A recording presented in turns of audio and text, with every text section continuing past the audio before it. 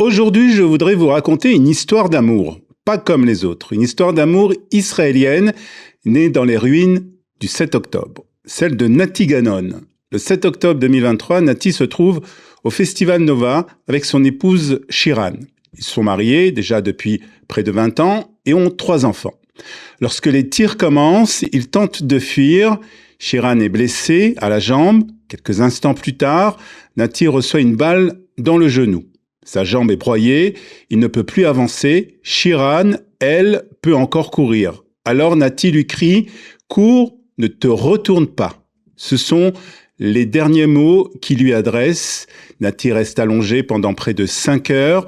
Il fait le mort alors que les terroristes passent tout près de lui. Il pense à ses 3 enfants et il se répète qu'il doit survivre pour eux.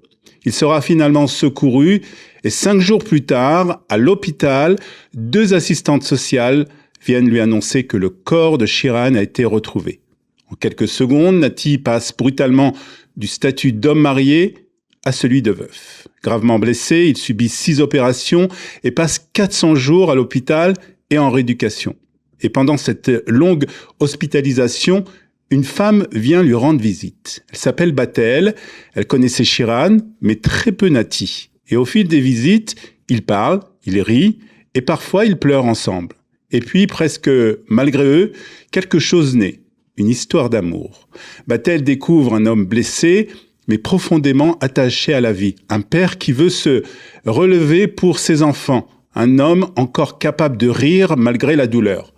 Nati découvre une femme prête à aimer non seulement un homme, mais une famille entière. Une famille endeuillée, une famille encore traumatisée. 6 mois après leur premier rendez-vous, Nati demande Batel en mariage. Et malgré sa jambe blessée et ses 10 opérations, il tient à poser un genou à terre. Ils se marient et il y a quelques semaines, une petite fille est née. Elle s'appelle Naya. Sur les réseaux sociaux, comme souvent, certains se sont permis de juger. Ils ont estimé que tout allait trop vite, mais qui peut décider du temps nécessaire pour recommencer à vivre? Qui peut fixer le bon moment pour refaire sa vie? Et surtout, qui peut s'opposer à la naissance d'une nouvelle histoire d'amour? Batel n'a jamais cherché à prendre la place de Shiran. Dans leur maison, on parle d'elle, on regarde ses photos, on se demande parfois ce qu'elle aurait dit ou ce qu'elle aurait fait.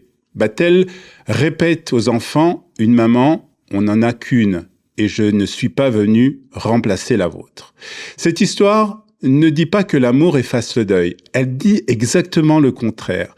Elle dit que l'on peut aimer de nouveau sans cesser d'aimer ce que l'on a perdu. Et c'est peut-être cela finalement, une histoire d'amour israélienne. Une histoire qui naît au milieu des ruines et après l'horreur, comme pour dire à nos ennemis, vous avez voulu nous réduire en cendres, mais de ces cendres, la vie continue de renaître. Et la naissance de la petite Naya est peut-être la plus belle réponse à ceux qui avaient voulu semer la mort.